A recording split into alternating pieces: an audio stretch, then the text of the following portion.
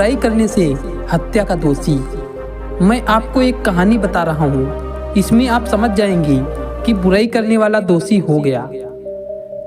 एक बार की बात है, एक प्रतापी राजा था। उन्हें ब्राह्मणों को भोजन कराने में बहुत आनंद आता था। वह प्रत्येक दिन 100 ब्राह्मणों को भोजन कराने के बाद ही भोजन करता था। एक बार की बात है, राजा 100 ब्राह्मणों के भोजन की व्यवस्था कर रहा था। भोजन बन के तैयार था।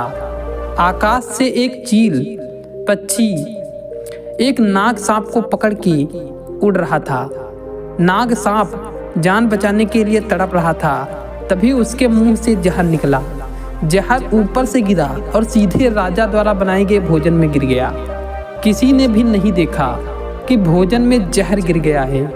भोजन करने के उपरांत सभी 100 ब्राह्मणों की मृत्यु हो गई।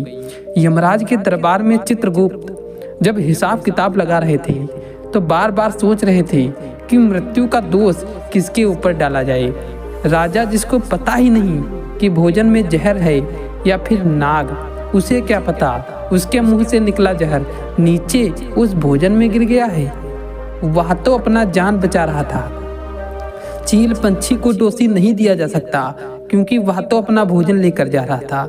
ब्राह्मण का तो मृत्यु ही हो गया, उसे दोष कैसे दिया जा सकता है। चित्रगुप्त को यह समझ नहीं आ रहा था, यह सब ब्राह्मणों की हत्या का दोष किस पर डाला जाए। 2 दिन बाद राजा अपने राज्य का भ्रमण करने के लिए निकला। तभी एक महिला बोल दिया कि वाह देखो, इस राजा ने 100 ब्राह्मणों की हत्या करा दी। चित्रगुप्त के पास सूचना पहुंच गई और उस महिला के ऊपर 100 ब्राह्मणों की हत्या का पाप डाल दिया गया। चित्रगुप्त के अनुसार हत्या का दोषी महिला है क्योंकि उसने निर्दोष राजा की बुराई की है। इस प्रकार आप समझ गए होंगे कि बुराई करने वाला ही सबसे बड़ा दोषी बन जाता है। इसलिए बुराई करते समय काफ़ी सोच समझकर किसी की बुराई करें।